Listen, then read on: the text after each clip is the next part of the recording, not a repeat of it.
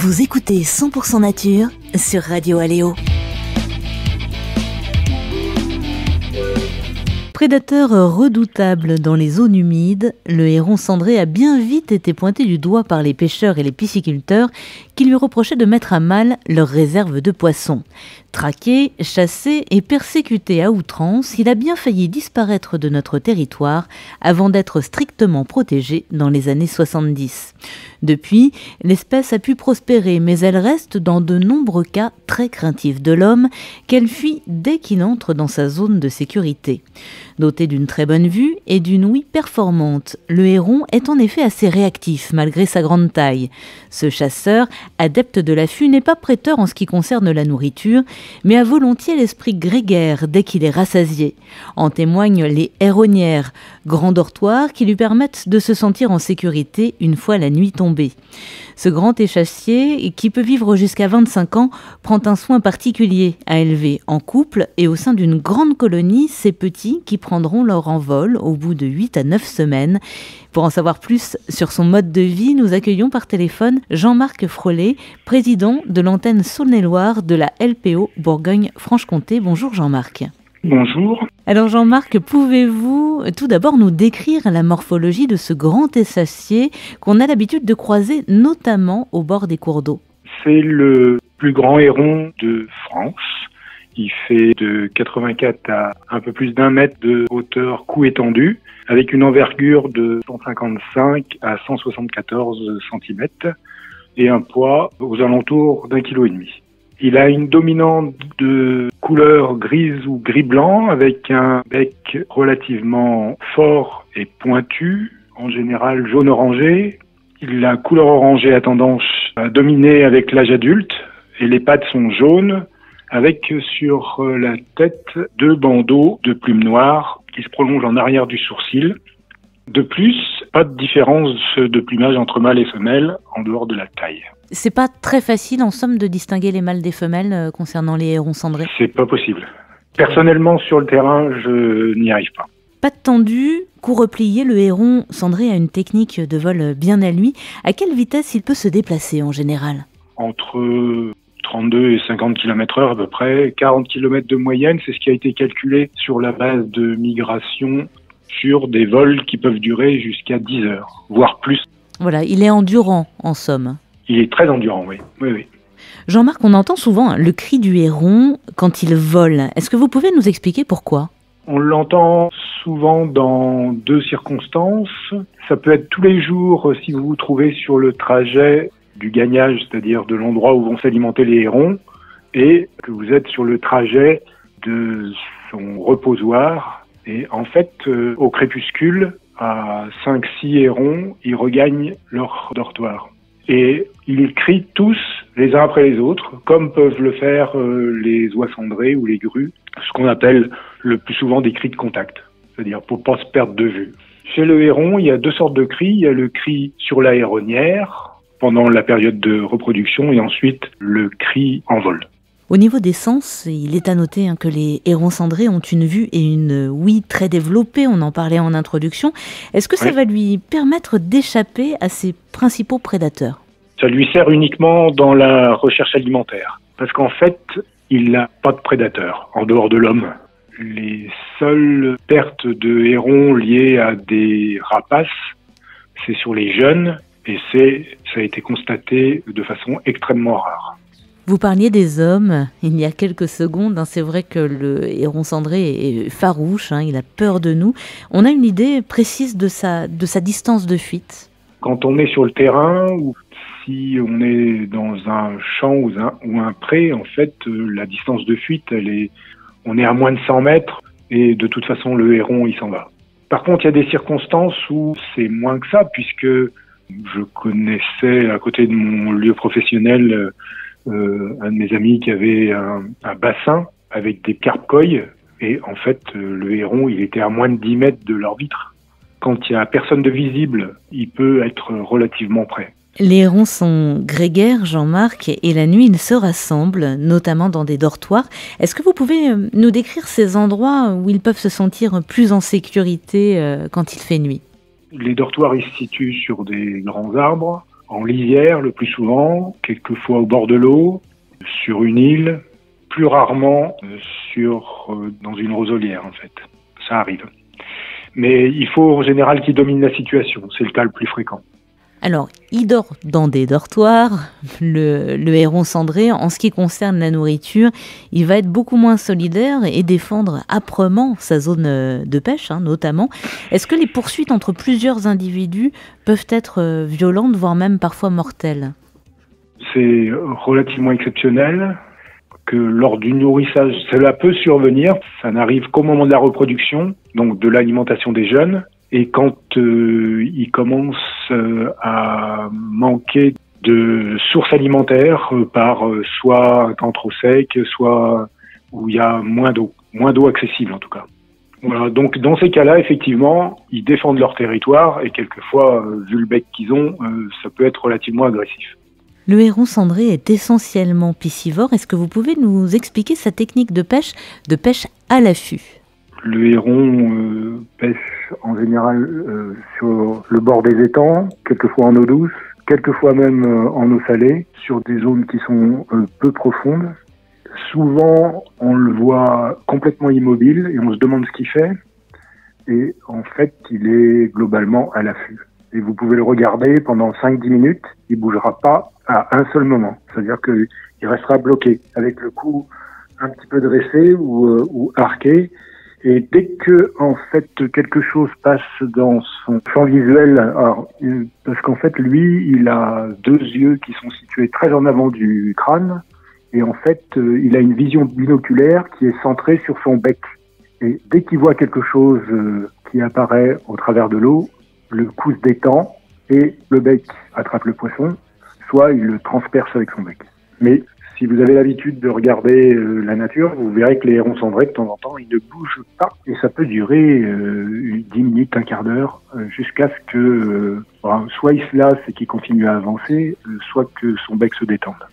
Le héron peut aussi manger, Jean-Marc, des amphibiens, des proies terrestres comme les campagnols. Dans ces cas-là, sa technique de chasse va changer, elle est différente? Donc elle peut être pour les campagnols ou les petits mulots. Il peut faire pareil au sortir des terriers, donc il attend. Et puis, dès que le campagnol se pointe en dehors de son trou, alors là, il est transpercé. C'est-à-dire que c'est le bec qui traverse. Et il l'ingurgite complètement. Arête, poils, os, il va digérer tout ça, notre héron cendré? Alors, en fait, les pelotes de réjection des résidus non digérés, en fait, ne retrouvent que des poils et des os, sont dissoutes. Donc, en fait, c'est comme les pelotes de réjection. C'est pas tout à fait la même chose, mais c'est, pour parler globalement, c'est à peu près l'équivalent des rapaces nocturnes. Jean-Marc, le héron est craintif, mais semble opportuniste. Est-ce pour cette raison qu'on peut le retrouver parfois, alors très près des habitations, vous en parliez tout à l'heure, mais aussi parfois de plein gré dans des parcs ou des zoos, comme par exemple à Villars-les-Dombes? Oui, la motivation c'est toujours la même, la quête de nourriture. Ils ont des habitudes, ils vont toujours se nourrir aux mêmes endroits, ou ça varie par exemple pendant les saisons? Très souvent ils vont au même endroit. Si vous avez repéré un héron qui a une spécificité particulière de plumage ou qui a une bague, c'est vrai que vous le retrouverez dans le même champ ou près de la même mare ou près du même étang. Et ça, c'est très souvent. Sauf si, à un moment donné, le terrain sèche et qu'il est obligé de chercher autre part. Ça mange beaucoup, un héron? Entre 300 et 350 grammes de nourriture, qui sont essentiellement des poissons, mais c'est pas 350 grammes d'un seul coup, c'est plein de petits poissons, quelquefois associés à des amphibiens, même des insectes, et des campagnols, comme on l'a dit tout à l'heure. Est-ce que c'est l'abondance de nourriture qui va définir la grandeur de son domaine vital? Le territoire, c'est sans doute en partie, c'est-à-dire que c'est sans doute défini en partie à cause de ça, avec un facteur supplémentaire qui est l'alimentation des jeunes. C'est-à-dire que si son territoire personnel habituel se rétrécit et que ça ne suffit plus, il va être obligé d'élargir son territoire. On pourrait, Jean-Marc, penser les hérons empêchés avec leurs grandes pattes, leurs grandes ailes, et au contraire, ils sont assez agiles quand ils sont perchés dans les arbres. Qu'est-ce qui leur permet de garder l'équilibre? En fait, ils ont ce qu'on appelle des tendons fléchisseurs C'est-à-dire quand il se pose sur la branche, les jambes fléchissent, ça entraîne un blocage des doigts autour de la branche et qui restent bloqués. Il y a des oiseaux comme le colibri ou certaines perruches qui dorment tête en bas. Ça se débloque pas. Au réveil, ils sont obligés d'étendre les pattes, ce qui décoince les griffes et ils peuvent s'envoler tranquillement. C'est un système qui est propre à tous les oiseaux, ça. Les hérons cendrés vont se reproduire de février à juillet. Comment se déroule cette période de parade nuptiale, durant laquelle leur plumage va d'ailleurs un petit peu changer, il me semble. Fin janvier, les mâles arrivent sur site, ils prennent position sur les nids. Il semble qu'il y ait une certaine hiérarchie, c'est-à-dire que les plus anciens, ils ont le droit au plus gros et au plus haut nid. Les derniers sont obligés souvent d'être en bas de la héronière ou obligés de construire un nid. Ensuite, le mâle, il se pose sur le nid et en fait, c'est une scène que j'ai eu à observer plusieurs fois qui est complètement irréelle. Les mâles qui ont leur plumage nuptial, c'est-à-dire avec, à ce moment-là, jambes, tarses, le bec rouge et des plumes hérissées, à la fois au niveau du plastron, de la gorge, des épaulettes et puis des plumes du dessus du crâne, de la calotte. Et à ce moment-là, ils commencent seuls sur leur nid, des mouvements lents d'extension du corps qui est à ce moment-là parallèle au sol, c'est-à-dire que la queue et le bec sont dans le prolongement et vous avez juste les pattes qui touchent le nid et c'est suivi de génuflexions très lentes, c'est-à-dire que le corps baisse d'un coup un petit peu, puis il remonte, puis il redescend et ensuite il se met vertical, bec pointé en l'air. Et tout ça en poussant son cri, qui n'est pas le même cri que le vol, qui est simplement réservé à la héronière. Et en fait, si vous imaginez que tous les mâles, ou une bonne partie des mâles qui à ce moment-là sont en période de reproduction, font le même ballet, entre guillemets, on a vraiment l'impression d'être plongé dans un spectacle complètement magique et irréel. Donc à ce moment-là, il y a des mâles qui se pointent, ils sont repoussés jusqu'à qu'il y ait une femelle qui se présente. Et à sa présence, il intensifie son manège jusqu'à accepter la femelle sur le nid. Puis, il y a des contacts de bec qui se produisent, des présentations de matériaux qui souvent précèdent l'accouplement. Une fois que le couple est formé, le mâle se met à recharger le nid s'il y a déjà un nid ou à construire un nid s'il n'est pas construit. Parce que souvent, le mâle, s'il n'y a pas vraiment de nid, il amène 4-5 branches qui font office de nid et le nid n'est construit qu'après. Jean-Marc, les hérons, ils vont nicher en colonies de parfois plusieurs centaines de nids. À quoi ça ressemble ces héronières ? En Saône-et-Loire, la grande majorité des nids sont situés dans des chênaies, sur des frênes, des peupliers, acacias, quelquefois des pins, cerisiers, et qui peuvent compter en général 10-15 nids, quelquefois un seul, ça arrive, mais jusqu'à, au moins en Saône-et-Loire, il y a une héronière qui comporte plus de 100 nids. Les arbres, c'est le principal. Et puis, de temps en temps, c'est quelque chose que j'ai vu apparaître ces dernières années. Il y en a qui construisent des nids sur des saulaies, c'est-à-dire que c'est des arbustes qui font 3-4 mètres. Ou alors en phragmitais, ils font un peu comme les hérons pourprés, c'est-à-dire qu'ils prennent une touffe de phragmite, ils cassent avec leur bec à moitié et ils rabattent le phragmite sur l'autre partie. En fait, ils cassent toutes les phragmites et ils finissent par les plier pour que ça fasse une sorte d'assise. Et là-dessus, ils amènent des branches de façon à ce que ça fasse un nid. La plupart des nids dans les arbres sont situés dans les positions les plus hautes et les plus périphériques des arbres. Donc ça veut dire qu'il faut que ce soit des arbres relativement solides. Et puis ce sont des endroits très bruyants, c'est-à-dire que dès que les jeunes sont nés, c'est pas possible que vous passiez à côté d'une héronière sans le savoir. Les colonies peuvent être parfois mixtes avec d'autres espèces comme les cormorans. Est-ce que vous pouvez nous expliquer pourquoi ? En Saône-et-Loire, effectivement, il y a une petite dizaine de héronières mixtes avec surtout des hérons arboricoles, c'est-à-dire biorot gris, héron garde-bleu, aigrette garzette, puis à 2 endroits avec le cormoran. La raison de tout ça, c'est que plus on est nombreux, moins on risque des éventuels dérangements, des prédateurs, parce qu'en fait, si des prédateurs, il n'y en a pas pour le héron cendré, pour les jeunes, ça peut exister. Puis pour les petits hérons arboricoles, c'est vrai que les corneilles peuvent très bien faire des dégâts à l'intérieur. Donc il y a toujours quelqu'un qui pourra déclencher l'alarme. C'est pour eux une protection mutuelle. Et on dit toujours que On attend en Saône-et-Loire la grande aigrette comme nicheuse, mais on sait très bien depuis de nombreuses années qu'il faut un coin tranquille et puis qu'il faut déjà d'autres hérons ou cormorans nicheurs sur place pour que ça soit possible. Les cigognes, par exemple, vont utiliser un nid pendant plusieurs années. C'est le cas aussi chez les hérons cendrés ? Oui. Souvent, les nids sont réutilisés, ils sont rechargés, ils finissent par peser très lourd, parce que les nids de cigognes, par exemple, ils peuvent peser jusqu'à une centaine de kilos, ce qui doit être à peu près le cas des hérons cendrés. Ils sont rechargés tous les ans. Quelquefois, c'est arrivé à un endroit où je vais régulièrement, l'arbre sur lequel ils étaient a fini par casser. De toute façon, ils recommencent dans l'arbre d'à côté. La femelle, elle va déposer en moyenne entre 3 et 6 œufs dans ce nid, et contrairement à d'autres espèces, à partir de ce moment-là, les deux parents vont contribuer à la couvaison et au nourrissage à tour de rôle. Expliquez-nous comment vont se dérouler les premières semaines de vie des jeunes poussins. Les premiers œufs, entre 3 et 5, sont pondus courant mars. Ce sont des œufs bleu-vert. Alors, c'est une ponte successive. Donc, dès le premier œuf pondu, la couvaison commence. Et ce sont les deux partenaires, effectivement, qui se succèdent l'un à l'autre, dans le calme, avec un relais qui est toutes les 10 heures en moyenne, sauf la nuit. Au bout d'un petit mois, c'est-à-dire 25-26 jours, il y a une première éclosion. Et à partir de la première éclosion, les relèves, c'est toutes les 4 heures, nuit compris. Et donc, les jeunes restent à couvert pendant 3 semaines. Une partie du plumage va pousser pendant cette période-là, ce qui leur permettra de rester dehors. Enfin, ils seront simplement abrités du soleil, mais ils pourront rester aux intempéries sans problème. Les adultes, en fait, initialement dégorgent les aliments prédigérés dans le nid. Les petits se nourrissent de ça. Et après simplement quelques jours, ils utilisent une méthode un peu plus agressive, qui est en fait l'introduction de leur bec dans celui de leurs parents pour les forcer à régurgiter.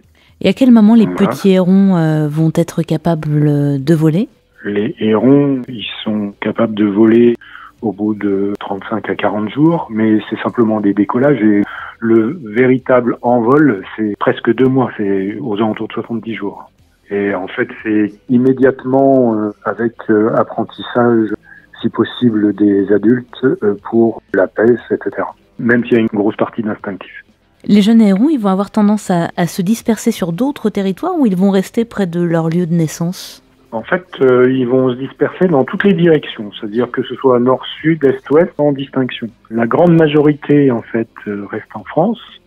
Il y avait eu des données de bagages qui avaient été faites dans les années 70 sur l'aéronnière de Vigny-sur-Saône. Et en fait, il y avait 4 individus qui avaient été repris. À cette époque-là, ça veut dire qu'ils avaient été tués, chassés, disons. Et il y a un individu qui avait été repris dans l'Ain, l'autre dans le département du Nord, 2 en Allemagne et 1 en Espagne sur l'île de Majorque. Le héron, il est monogame, mais pas forcément fidèle. Ça veut dire qu'il va changer de partenaire à chaque saison de reproduction ? Oui, il est fidèle, entre guillemets, dans l'année de reproduction, mais l'année suivante, l'un et l'autre auront un autre partenaire. Il n'y a qu'une seule chose qui peut rester de temps en temps pour le mâle, c'est le nid sur lequel il a niché l'année précédente. C'est-à-dire quelquefois les, entre guillemets, mâles plus expérimentés ou les plus vieux mâles gardent le même nid. Le héron cendré, Jean-Marc, il peut vivre jusqu'à 25 ans. Qu'est-ce qui explique cette longévité ? Il peut vivre jusqu'à 25 ans, mais c'est 15 ans en moyenne. Et puis, en fait, c'est à peu près la longévité des 2 autres grands hérons qu'on voit en Saône-et-Loire. Donc, que ce soit le héron pourpré ou la grande aigrette. Alors, la grande aigrette n'est pas nicheuse, mais je pense que c'est propre à ce type de héron. Suivant leur habitat, les hérons peuvent être sédentaires ou migrateurs. Qu'en est-il des hérons de Saône-et-Loire, Jean-Marc ? Alors, la grande majorité des hérons de Saône-et-Loire sont des sédentaires. Tout au plus, quelques oiseaux pourront être retrouvés en hivernage en Espagne ou au Portugal, voire exceptionnellement au Maghreb. Mais la plupart restent localement, sauf si, comme cela a été le cas il y a une quinzaine d'années, ou 15-20 ans, sauf si les conditions météorologiques telles qu'un gel prolongé ou une neige prolongée empêchent une alimentation suivie. Et donc, dans ces cas-là, ils émigrent pour retrouver une alimentation possible. On a un moyen précis de savoir combien de hérons compte notre département ? Oui, bien sûr. C'est le fruit d'un comptage des hérons nicheurs qui est coordonné par un monsieur qui s'appelle Loïc Marion de Nantes, qui organise un comptage à peu près tous les 6 à 7 ans et dont je suis le coordinateur départemental pour la Saône-et-Loire. Le dernier date de 2014. Il avait compté 1283 hérons cendrés pour 63 héronnières, alors qu'en 2007, c'était 1460 pour un nombre identique de héronnières. Ce comptage aurait dû être fait l'année dernière dans son ensemble et en fait, il sera fini cette année. Classé nuisible et persécuté par les pêcheurs et les pisciculteurs, le héron a failli disparaître en France, mais aussi dans d'autres pays comme la Suisse. Vous pouvez nous expliquer pourquoi, Jean-Marc ? C'est toujours un point un peu obscur, mais c'est souvent l'ignorance et la nécessité de détenir un bouc émissaire. C'est ce genre de conflits qui peuvent aboutir, comme ça a été en Suisse, à la quasi-extinction, ou en Allemagne, à la quasi-extinction des hérons cendrés dans les années 50. C'est souvent ça, parce qu'en fait, toutes les études qui ont été faites pour connaître l'impact du héron cendré, que ce soit autour du lac de Grandlieu en Loire-Atlantique, ils retrouvaient que les prélèvements étaient de 6% des poissons présents et essentiellement des poissons-chats. Lors de la vidange dans les étangs, qui peut concerner les dombes, le héron cendré, quand il est présent, il prélève 3% de la biomasse récoltée, l'équivalent de la biomasse récoltée. Et en Moselle ou en Charente-Maritime, il y a des études relativement récentes qui ont été faites sur les bassins d'alvinage. Le prélèvement contribuait à 1% de la mortalité, ce qui représente 30 fois moins que les maladies ou autres. C'est souvent le problème avec, entre guillemets, les animaux, que ce soit oiseaux ou mammifères, classés nuisibles. Il y a des choses qu'on croit connaître, mais qui n'ont rien de scientifique. On reproche au blaireau de transmettre la tuberculose, alors que il est porteur de mycobactéries qui ne sont pas contagieuses et pour lesquelles il n'a jamais été prouvé que ça entraînait quoi que ce soit chez les animaux, soit chez les hommes. Donc en fait, on a trouvé ça et c'est le prétexte pour détruire, pour supprimer ou diminuer. Alors du coup, oui, prétexte pour détruire. Est-ce que la LPO, elle a œuvré pour essayer d'éliminer ces prétextes, pour essayer de réhabiliter le héron après notamment cette période de persécution? En Europe, le héron a été protégé en 70 et en France simplement en 74. Donc la LPO, elle a agi avec toutes les sociétés de protection des oiseaux en Europe contre ça. La LPO, elle contribue à la diffusion de la connaissance, donc bien connaître les espèces et savoir quelles sont leurs habitudes, leur physiologie. La LPO informe tous les publics. Elle est sensible au maintien de la biodiversité, donc c'est des milieux et la protection des héronnières. Et contribue à l'évaluation des populations de hérons, ça c'est donc quelque chose qui est relativement récent. Et au respect de la loi, le tir est interdit, toute constatation de destruction avérée est systématiquement poursuivie au tribunal. On ne peut pas tirer un héron, mais est-ce que l'effarouchement est autorisé? Je pense notamment aux étangs, près des étangs comme dans la Dombe. Oui. Sur les étangs des Dombes, en fait, le gros problème, c'est pas trop le héron cendré, c'est le grand cormoran. Donc ils ont été obligés de mettre au point une gestion différente des étangs avec une pêche plus précoce et un empoisonnement plus tardif et avec des poissons plus gros. Et puis en même temps, les poissons peuvent être stockés dans les étangs, dans des sortes de bassins. On peut utiliser des filets sur des gros étangs, c'est tout à fait illusoire. Et effectivement, l'effarouchement en période automno-hivernale est autorisé, mais ça semble poser quelques problèmes de voisinage, que ce soit avec les chasseurs ou avec les riverains quand il y en a. Jean-Marc, aujourd'hui, le héron est protégé, on l'a dit, c'était depuis la fin des années 70, mais est-ce que l'espèce fait encore aujourd'hui face à des menaces en France? Les menaces, en fait, sont diverses, mais pour la plupart mineures, en tout cas pour la population de hérons. La principale sur laquelle on fait un effort, c'est le dérangement volontaire. Et puis, quand la héronnière se situe dans une chênaie, c'est l'attention qui est portée au fait de la gestion de l'exploitation de cette chênaie, quoi. Et puis aussi au fait que l'abattage des arbres parce qu'il y a des propriétaires qui n'ont pas hésité à abattre tous les chênes. Et puis, dans une moindre mesure, c'est le monde de la pêche de loisirs ou professionnelle qui continue à considérer le héron comme un concurrent, demandant régulièrement, mais moins fréquemment, le déclassement du héron cendré comme espèce protégée. Merci beaucoup Jean-Marc Frolet pour toutes ces informations sur le héron cendré. Je rappelle que vous êtes président de l'antenne Saône-et-Loire de la LPO Bourgogne-Franche-Comté. Pour en savoir plus, nos auditrices et nos auditeurs peuvent se rendre sur le site internet www.côte-d'or.lpo.fr.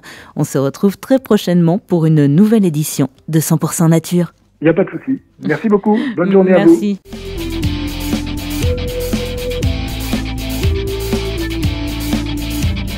C'était 100% Nature sur Radio Aléo. Retrouvez cette émission sur notre site internet radioaléo.fr.